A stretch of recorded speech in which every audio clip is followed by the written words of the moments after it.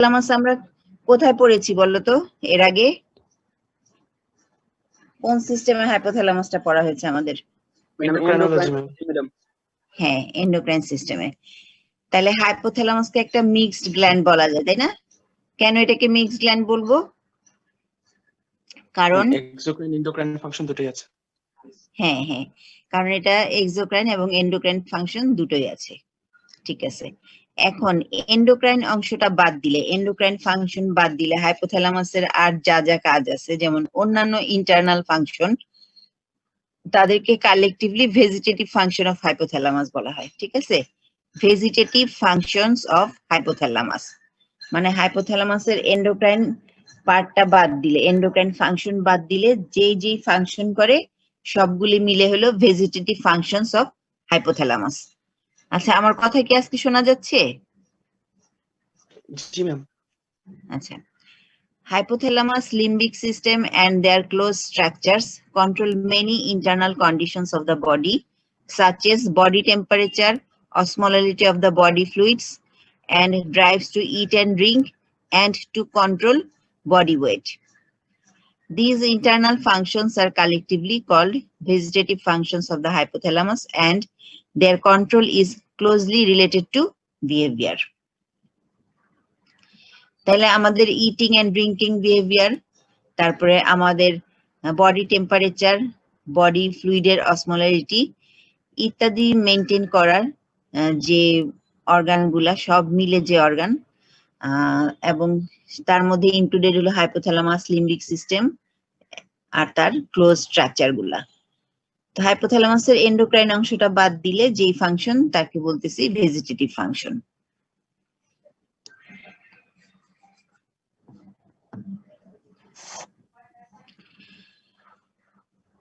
এখন দেখো, হাইপোথ্যালামাস, তারপরে হলো হিপোক্যাম্পাস, অ্যামিগডালা, সিঙ্গুলেট জাইরাস ইত্যাদি মিলে লিম্বিক সিস্টেম তৈরি করে। তো লিম্বিক সিস্টেমটা আমাদের ইমোশন এবং বিহেভিয়ারকে কন্ট্রোল করে। হলো কম্পোনেন্টস অফ লিম্বিক সিস্টেম। হাইপোথ্যালামাসের একটা মেইন ফাংশন হলো cardiovascular regulation. Stimulation in the posterior and lateral hypothalamus increases the arterial pressure and heart rate. Posterior এবং lateral hypothalamusটা যদি stimulated হয় তখন arterial pressure এবং heart rate বাড়ায়। Whereas stimulation in the preoptic area often has opposite effects, causing a decrease in both heart rate and arterial pressure. তাইলে preoptic area stimulated হলে opposite reaction হবে। Regulation of body temperature, এটা খুব important. হাইপোথ্যালামাসের একটা ফাংশনও যদি পরীক্ষায় আসে তাহলে সেটা হলো বডি টেম্পারেচার রেগুলেশন। এটা একটু ভাগ করে আসে, কখনো কোল্ড ক্লাইমেটে, কখনো হট ক্লাইমেটে। বলা হয় যে describe the regulation of mechanism of regulation of body temperature in hot climate or in cold climate. When the anterior portion of the hypothalamus, especially the preoptic area, is concerned with the regulation of body temperature, an increase in the temperature of the blood flowing through this area increases the activity of temperature sensitive neurons. Whereas a decrease in temperature decreases their activity. In turn, these neurons control mechanisms for increasing or decreasing body temperature. তাইলে anterior portion of hypothalamus, especially preoptic area, concerned with regulation of body temperature. যদি আমাদের body temperature regulation কিভাবে হয়, যখন environmental temperature বাড়ে বা body temperature বাড়ে তখন আমাদের ব্লাডের টেম্পারেচারও বাড়ে। তো যখন বেশি মানে গরম রক্তটা, increasing temperature of blood flowing through this area, মানে এই এরিয়া দিয়ে যখন ব্লাড পাস করে, অর্থাৎ সেই ব্লাডের টেম্পারেচার যখন বেশি থাকে, activity of temperature sensitive neuron, whereas a decrease in temperature decreases their activity. আর যদি কোল্ড ব্লাড ওই দিক দিয়ে ফ্লো করে, তখন সেই নিউরনের অ্যাক্টিভিটিটা ডিক্রিজ করে। এইভাবেই intern this neurons control mechanism for increasing or decreasing body temperature.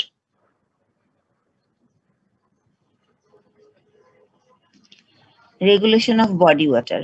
Hypothalamus regulates body water in two ways: by creating sensation of thirst, which drives the animal or person to drink water, and by controlling the excretion of water into the urine. তাহলে body, আমরা প্রশ্ন আসতে পারে যে body water কিভাবে regulate করে। যখন মানুষের বডিতে পানির চাহিদা বাড়বে তখন তার পিপাসা লাগবে। পিপাসা লাগলে যে by creating the sensation of থার্স্টের সেন্সেশন ক্রিয়েট করবে এবং সেই অ্যানিমেল অথবা পার্সনকে পানি খাওয়াতে উদ্বুদ্ধ করবে। আর যদি কারোর শরীরে পানির পরিমাণ বেড়ে যায়, অর্থাৎ পানির চাহিদা কম থাকে, তখন এক্সক্রিশন হয়ে যাবে, এক্সট্রা ওয়াটারটা ইউরিনের মাধ্যমে এক্সক্রিটেড হয়ে যাবে।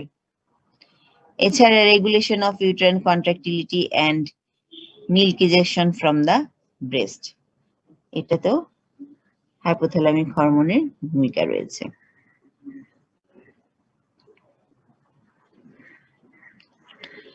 আচ্ছা, যেখানে আমি তোমাদেরকে বললাম যে টেম্পারেচার রেগুলেশন করে, এটা তোমরা বই থেকে ডিটেলস পড়বা যে কিভাবে হট ক্লাইমেটে আর কিভাবে কোল্ড ক্লাইমেটে টেম্পারেচার রেগুলেশন হতেছে। হট ক্লাইমেটে আমাদের টেম্পারেচার রেগুলেশন হবে কিভাবে, আমাদের মেটাবলিজম কমে যাবে, তারপরে আমাদের বিহেভিয়ারাল কিছু চেঞ্জ হবে। মনে করো আমরা ঠান্ডায় যাব, আমরা পাতলা পোশাক পরবো, ফ্যানের নিচে বসবো, তারপরে আমাদের খাওয়া কমে যাবে, হ্যাঁ, তারপরে বডির হিট প্রোডাকশন কমে যাবে। মানে মেইন মেকানিজম হলো হিট লসটা বাড়াবে, হিট প্রোডাকশন কমাবে। হিট লস বাড়াতে গেলে ভেসেলটা ডাইলেটেড হয়ে যেতে হবে। মানে বডি টেম্পারেচার রেগুলেট করার জন্য হিট লস এবং হিট গেইন বা হিট প্রোডাকশনের মধ্যে ব্যালেন্স থাকতে হবে, ঠিক আছে? যখন হিট প্রোডাকশন আমাদের দরকার হলো যে বডি থেকে হিট লস করা, তখন হিট প্রোডাকশনটা কমে যেতে হবে এবং হিট লসটা বাড়িয়ে দিতে হবে। এটা হলো হট এনভায়রনমেন্টে হবে। আর কোল্ড এনভায়রনমেন্টে বডি হিট প্রোডাকশনটা বাড়াতে হবে এবং হিট লসটা কমাতে হবে। হিট লস কমাতে গেলে কি হবে? ভেসোকনস্ট্রিকশন হবে, আমরা গরম কাপড় পরবো, গরম জায়গায় থাকবো, এসি ফ্যান থেকে দূরে বসবো, তারপরে বেশি খাবার গ্রহণ করব, আর আমাদের হরমোন গুলা হিট প্রোডাকশনে হেল্প করতে থাকবে, যেগুলো ক্যালোরিজেনিক হরমোন হিট প্রোডাকশন করবে, আমাদের অ্যাক্টিভিটিস বাড়বে।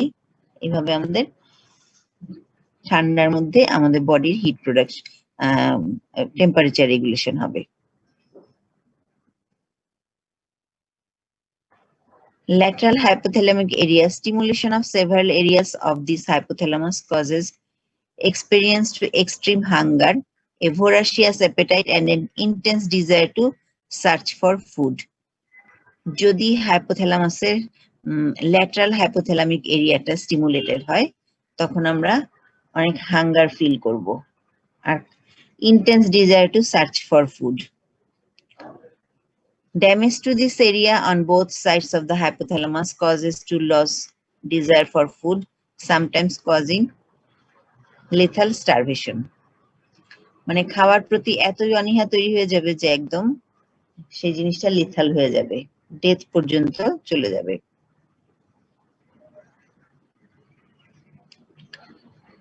স্যাটাইটিস সেন্টারটা থাকে হলো মেডিয়ালি, ল্যাটারালি থাকে তোমার হাঙ্গার সেন্টার, আর স্যাটাইটিস সেন্টার থাকে ভেন্ট্রোমেডিয়ালি।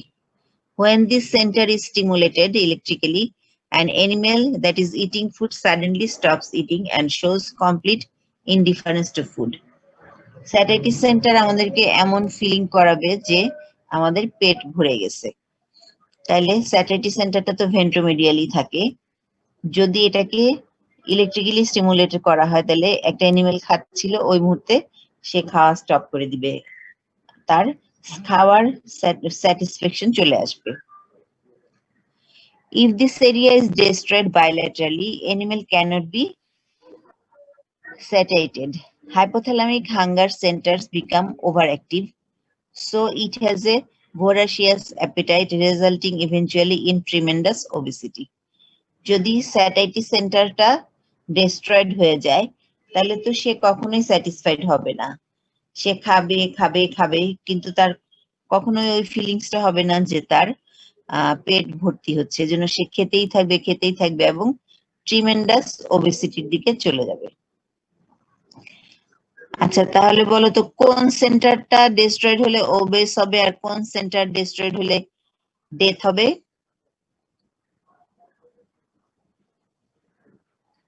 বলো।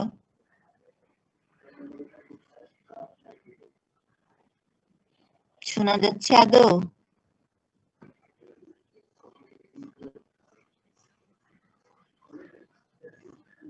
কেউ একজন বলো, তাতে বুঝতে পারবো যে বুঝলা এতক্ষণ পড়ানোর মধ্যে।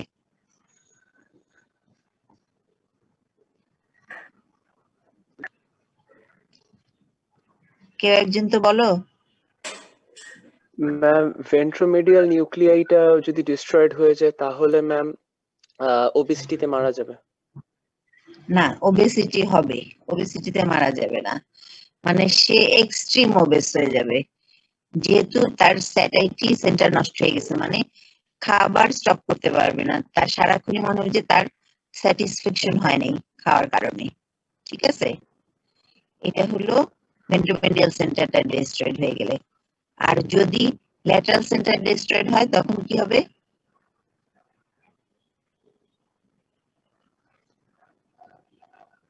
বলো, ল্যাটারাল সেন্টারটা ডিস্ট্রয়েড হলে কি হবে? ম্যাম বলো। স্যাশি তাড়াতাড়ি চলে আসবে ম্যাম। হ্যাঁ হ্যাঁ বলো, একটু স্পষ্ট করে বলা যাচ্ছে না।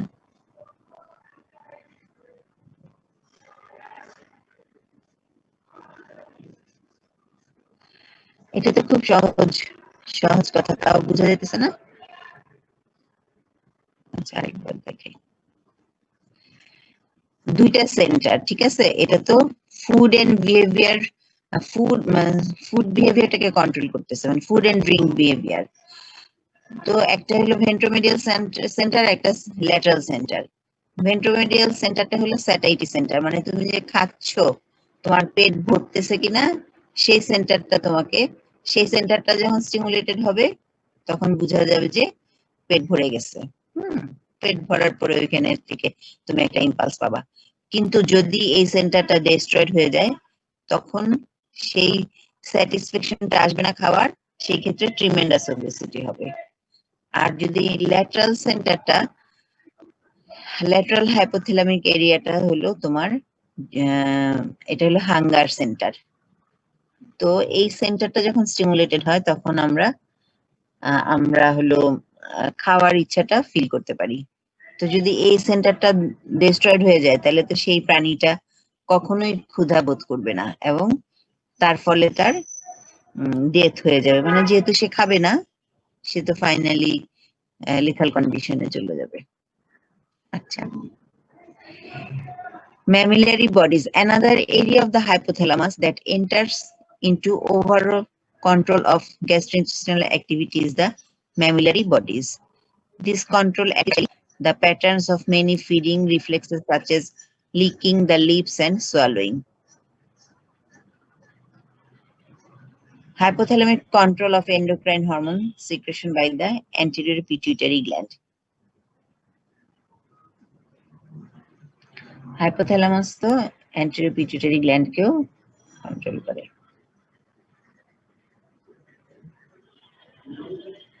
Some of the behavioral effects of stimulation are the following.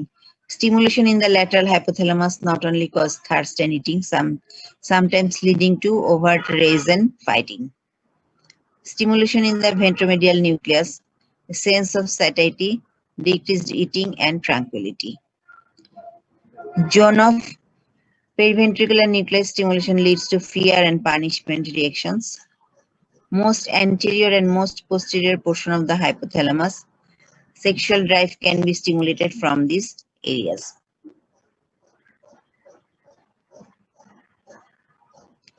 increased extracellular fluid osmolarity, which causes intracellular dehydration in the thirst center, thereby stimulating the sensation of thirst. যখন ফ্লুইডের অসমোলারিটি বেড়ে যায়, মানে আমাদের বডি ফ্লুইড যখন concentrated হয়ে যায়, অর্থাৎ intracellular dehydration করে, which causes intracellular dehydration thirst center, thereby stimulating the decreases in extracellular fluid volume and arterial pressure, also stimulate thirst because of neural input from cardiopulmonary and systemic arterial baroreceptors in the circulation. Angiotensin II acts as an subfornical organs and on organum vasculosum of the lamina terminalis, because angiotensin II is also stimulated by factors associated with hypovolemia and low blood pressure. Its effect on thirst helps to restore blood volume and blood pressure towards normal. Dryness of the mouth and mucous membrane of the esophagus can elicit the sensation of thirst.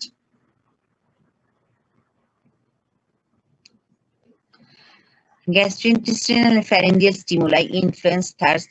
Gastrointestinal distension may partially alleviate thirst. আচ্ছা, যখন plasma osmolarity বেড়ে যায় তখন increase thirst, blood volume কমে গেলে thirst বাড়বে, blood pressure কমে গেলে অ্যাঞ্জিওটেনসিন 2 বাড়লে এবং ড্রাইনেস অফ মাউথ হলে থার্স্ট বাড়ে। আর থার্স্ট কমবে কখন? প্লাজমা অসমোলারিটি কমে গেলে, ব্লাড ভলিউম বাড়লে, ব্লাড প্রেশার বাড়লে, অ্যাঞ্জিওটেনসিন 2 কমলে আর গ্যাস্ট্রিক ডিস্টেনশনে।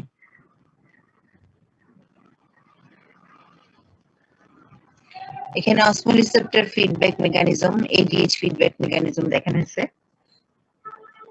প্রথমে ওয়াটার ডেফিসিট হলো, এটা এক্সট্রাসেলুলার অসমোলারিটিটা বাড়ালো। অসমোরিসেপ্টর স্টিমুলেটেড হলো, পোস্টেরিয়র পিটুইটারি থেকে এডিএইচ সিক্রেটেড হবে, প্লাজমা এডিএইচ লেভেল বাড়লো।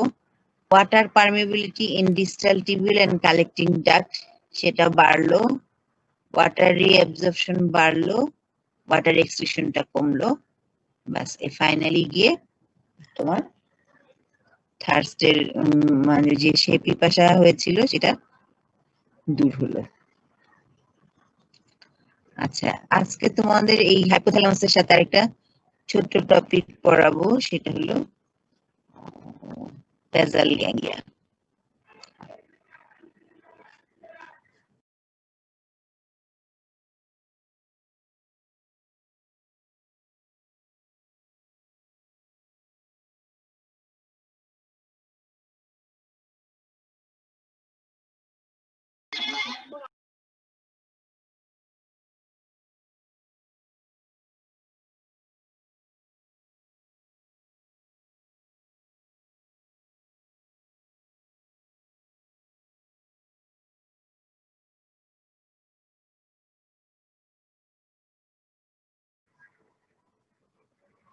জি ম্যাম।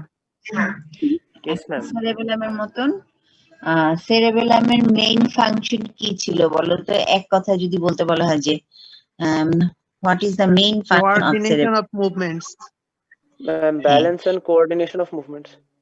হ্যাঁ, টোন পোস্টার ইকুইলিব্রিয়াম, এক কথায় বলা যায় যে টোন পোস্টার ইকুইলিব্রিয়াম মেইনটেইন করে। ঠিক আছে, তো আমাদের এই সেরেবেলামের মতো আমাদের আরেকটা মোটর সিস্টেম আছে, যেটাও একা একা কাজ করতে পারে না, সেরেবেলামের সাথে কাজ করতে হয়। সেটাও তোমার হেল্প করে আর কি, বিভিন্ন মোটর ফাংশন হেল্প করে। তো like cerebellum, another accessory motor system functions usually not by itself but in close association with the cerebral cortex. সেটার নাম হলো basal ganglia. It receives input signal from the cerebral cortex and returns output signals back to the cerebral cortex. Cerebral cortex থেকে input signal আসে, আসার পরে কি করতে হবে? আউটপুটটা আবার cerebral cortex-এই ব্যাক করে। Basal ganglia helps to plan and control complex pattern of muscle movement. এটা মেইনলি basal ganglia এর মেইন ফাংশন হলো প্ল্যান করতে এবং কন্ট্রোল করতে সাহায্য করে কি কমপ্লেক্স প্যাটার্ন অফ মাসল মুভমেন্টের যে কমপ্লেক্স প্যাটার্ন আছে সেটাকে সেই কাজের মানে সেই মুভমেন্টের প্ল্যানিং করে এবং সেই মুভমেন্টকে কন্ট্রোল করে।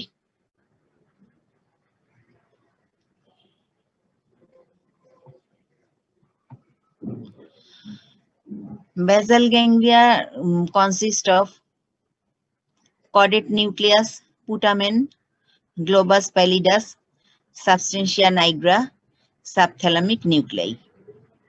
এই কয়েকটা নিউক্লিয়াস মিলে এগুলো নিউক্লিয়াস মিলে হলো বেসাল গ্যাংলিয়া তৈরি হয়।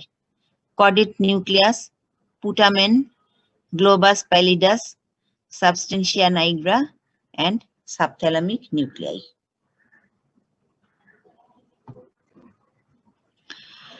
বেসাল গ্যাংলিয়া থেকে বিভিন্ন নিউরোট্রান্সমিটার রিলিজ হয়, যেমন norepinephrine, serotonin, enkephalin, dopamine, GABA ইত্যাদি।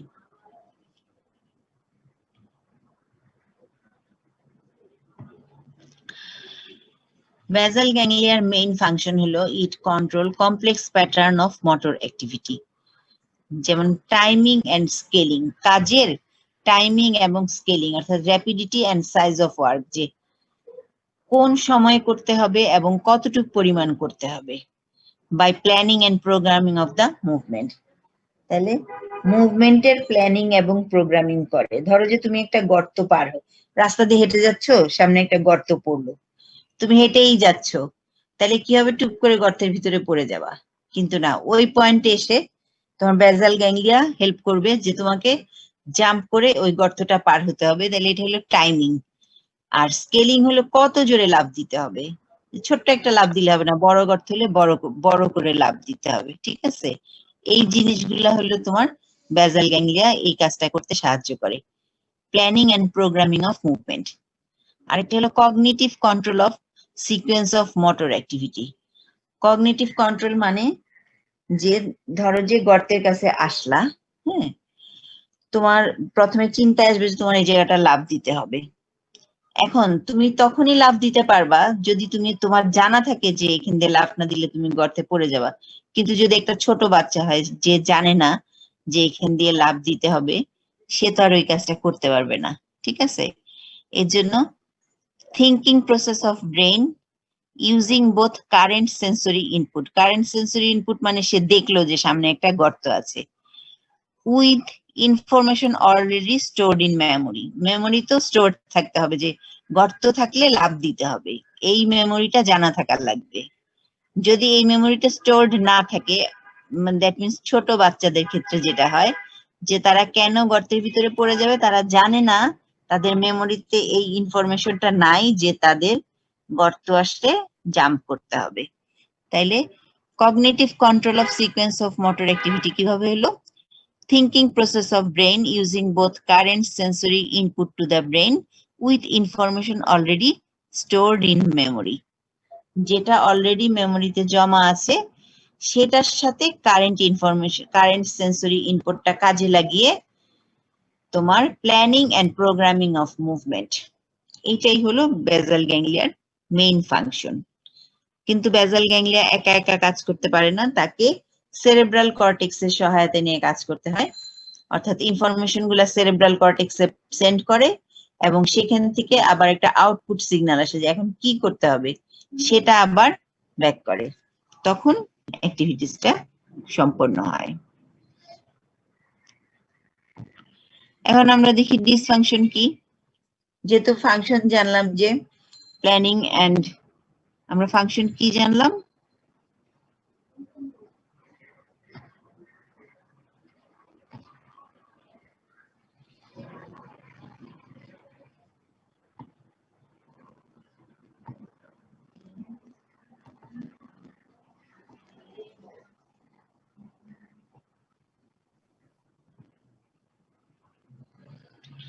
ফাংশনের মধ্যে আমরা দেখলাম planning and programming of the movement. ঠিক আছে, প্ল্যান করছে এবং প্রোগ্রাম করছে। তাহলে ডিসফাংশন কি হবে, অ্যাকাইনেসিয়া, ব্র্যাডিকাইনেসিয়া, ইনভলান্টারি ট্রেমর, কোরিয়া বেলিসমাস। অ্যাকানেশিয়া মানে difficulty in initiation of movement, মানে তার এই ধরনের রোগীদের যাদের বেজাল গ্যাংলিয়া ডিস্ট্রয় হয়ে গেছে বা বেজাল গ্যাংলিয়াতে কোনো ইনজুরি হয়েছে, তাদের মুভমেন্ট ইনিশিয়েট করতে সমস্যা হবে। মানে হয়তো বলা হলো যে তুমি ওই কলমটা দাও, সে হাতই উঠাতে পারতেছে না, কারণ সে বুঝতেছে না যে কলমটা দেওয়ার জন্য কি করতে হবে। তাহলে difficulty in initiation of movement. Bradykinesia হলো স্লোনেস অফ মুভমেন্ট, মানে সে খুব আস্তে আস্তে কাজ করবে, কাজটা নর্মালি যতটুকু স্পিড নিয়ে করার কথা তার চেয়ে আস্তে করবে, এটাকে বলা হয় ব্র্যাডিকাইনেশিয়া। ইনভলান্টারি ট্রেমর, মানে হাত কাঁপতে থাকবে। Tremor at rest which disappears with activity, হাতটা যখন টেবিলে রাখা আছে কোনো কাজ করতেছে না, ওই অবস্থায় তার হাত হালকা ট্রেমর হতে থাকবে, কিন্তু কাজ করার সময় ট্রেমরটা আবার ডিসঅ্যাপিয়ার করবে।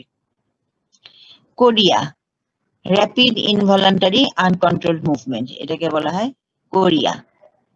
ব্যালিজম involuntary flailing strong and violent movement, এটা হলো ব্যালিজম।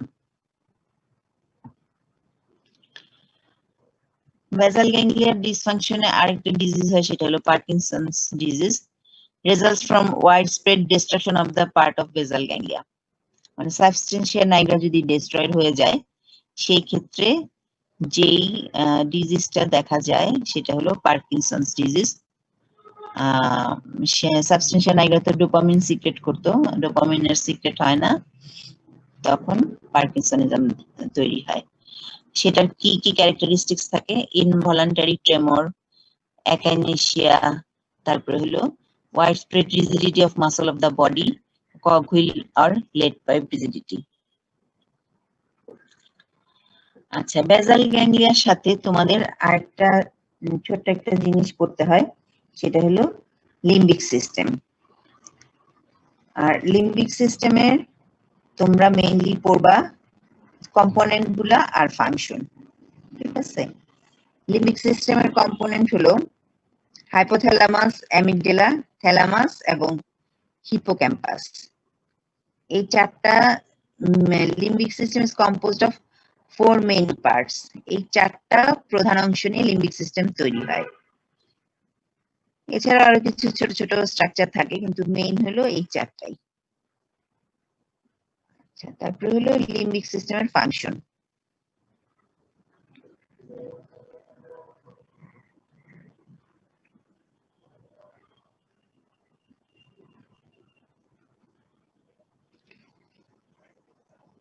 It is the home. Limbic system is considered the seat of emotion in the human, মানে এটা হলো মেইনলি তোমার ইমোশনটাকে কন্ট্রোল করে। লিম্বিক সিস্টেমের মেইন ফাংশন হলো আমাদের ইমোশন। আচ্ছা, লিম্বিক সিস্টেমটা আমি মুখে মুখে বলতেছি, এটা শুধু তোমরা একটু পড়ে নিও যে লিম্বিক সিস্টেমের ফাংশন আর লিম্বিক সিস্টেমের তোমার কম্পোনেন্ট। স্লাইডটা তৈরি করা হয়নি, আমি তোমাদের মুখে বলে দিতেছি, ঠিক আছে? চারটা মেইন কম্পোনেন্ট নিয়ে তৈরি হয়, আর লিম্বিক সিস্টেম হলো ইমোশনালটাকে, ইমোশন কন্ট্রোল করে। It is concerned with emotional behaviour. এই আইটেমের মধ্যে যে অংশটা আছে, যেমন অটোনমিক নার্ভাস সিস্টেম, তারপরে সেরেব্রোস্পাইনাল ফ্লুইড, এগুলো তো সব তোমাদের অ্যানাটমিতে পড়ানো হয়, এই জন্য এই অংশটা আমরা আর পড়াই না। যখন অ্যানাটমিতে পড়ানো হবে তোমাদের পড়া হয়ে যাবে। তাহলে আজকে আপাতত নার্ভাস সিস্টেমের যে টুকিটাকি ছিল পড়ানো হয়ে গেল, এখন তোমাদের শুরু হবে স্পেশাল সেন্স, ঠিক আছে? তো স্পেশাল সেন্সটা দিলুয়া ম্যাডাম পড়াবেন। তুমি রোল 1 আছো? রোল 1?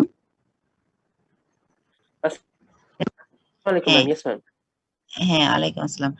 তুমি হলো দিলরুবা ম্যাডামের সাথে যোগাযোগ, যে ম্যাডাম আমাদের নার্ভাস সিস্টেম পড়ানো হয়ে গেছে, আপনি আমাদের স্পেশাল সেন্সটা কবে পড়াবেন, ঠিক আছে? তাহলে যদি ম্যাডাম কালকে পড়ান তাহলে, হ্যাঁ, না হলে রবিবার দিন, ঠিক আছে? তোমরা চাইলে কালকের দিনটা গ্যাপও নিতে পারো, যদি রোববার থেকে, যে ম্যাডাম আমরা রোববার থেকে শুরু করি। আর তোমাদের আইটেম গুলা কি হচ্ছে ঠিকঠাক মতো ক্লাসে? ইয়েস ম্যাম হচ্ছে কতটুকু পর্যন্ত? আচ্ছা, এখন কি এন্ডোক্রাইনের আইটেম চলছে তোমাদের? মানে আমাদের রিপ্রোডাক্টিভ ম্যাডাম শুরু হয়েছে, রিপ্রোডাক্টিভ মানে শেষের পথে, আর ম্যাডাম ইয়েটা এখনো শুরু হয়নি ম্যাডাম, নার্ভাস সিস্টেম নিয়ে এটা এখনো শুরু হয়নি। নার্ভাস সিস্টেম, আচ্ছা ঠিক আছে। তোমরা একটু আইটেম গুলো আপ টু ডেট রাখো, কারণ কলেজ যদি না খুলে তাহলে তো আমাদের এটার উপরে ভিজিলেন্স দিতে হবে। তোমাদের আগের ইয়ারের প্রফ তো ফেব্রুয়ারিতে শুরু হবে। আর তোমরা কি বাসাকে একদম বসে বসে সময় নষ্ট করতেছো? পড়াশোনা করো অল্প স্বল্প নাকি? হ্যাঁ করার চেষ্টা করি জি ম্যাম, টুকটাক ম্যাম। জি ম্যাম সেটাই। আচ্ছা ঠিক আছে, একটু পড়ো, পড়া চালায় যাও, কারণ কবে খুলবে সেটা তো বুঝতেছি না। খুললে তো এগুলার আবার আইটেম কার্ড ফাইনাল, তারপরে টার্ম ফাইনাল পুরো দমে শুরু হবে। পড়ার চর্চায় থেকো। আর তাহলে আজকে এতটুকুই, তোমরা ম্যামের সাথে যোগাযোগ করো, ঠিক আছে? আর পার্সেন্টেজটা পাঠিয়ে দিও। আচ্ছা Okay, ma'am, গতদিন বললাম, হ্যাঁ রাগিব, গত বুধবারের ক্লাসে 5টা ব্যাচের পার্সেন্টেজ পাঠানো হয়েছিল, বাকি 3টা পাঠাও নাই। আমি তো বাকি 3টা দিতে পারি নাই, 4টা ব্যাচেরই পাঠাতে, ঠিক আছে? ম্যাম আমি তাহলে দেখতেছি, দেখি ম্যাডাম আমি আমার থেকে সেন্ড করতেছি। হ্যাঁ হ্যাঁ আচ্ছা ঠিক আছে, তাহলে এন্ড হয়ে যাচ্ছি। ঠিক আছে ম্যাম, আসসালামু আলাইকুম। হ্যাঁ ওয়ালাইকুম আসসালাম।